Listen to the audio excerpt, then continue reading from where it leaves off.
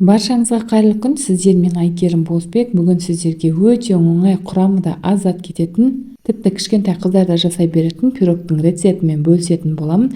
Видеодан өткізіп жүрмей соңына дейін көріңіз. Бір жасағаннан ақ әдемі шығатын рецепт. Ең алдымен 2 жұмыртқа мен 180 грамм қантты жақсылап венчиктің көмегімен араластырып аламыз. Миксерсізде осылай венчикпен жақсылап араластырып аласыздар. Қанты жақсылап еруі керек. Міне видеода көргендеріңіздей дәл осындай болу керек. 70 грамм сұйық майды құйып, бұны да араластырып аламыз. Жақсылап араластырып алған соң 200 грамм айранға 10 грамм разрыхитель салып араластырамыз. Үлкенде ыдысқа салыңыздар, себебі айранды араластырған кезде разрыхительмен көтеріліп кетуі мүмкін.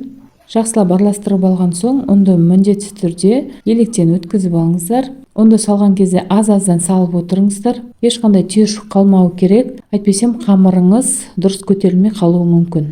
Қамыры дәл видеода көріп тұрғандарыңыздай болып шығады, әдемі болып. Алдын ала пешті қыздырып аламыз, 5-10 минут алдын. Енді әркімнің пеші әртүрлі болғандықтан градусын және уақытын өздеріңіз көресіздер. Міндетті түрде астына пергамент қағазын төсеп, пешке салып пісіріп аламыз. Қамырларыңыз дәл осындай болып шығуы керек. Жан-жаққа барлығын бірдей қылып жағыңыздар. Бір жағына көп, бір жағына аз қылып қойсаңыздар, дұрыс көтерілмей қалуы мүмкін.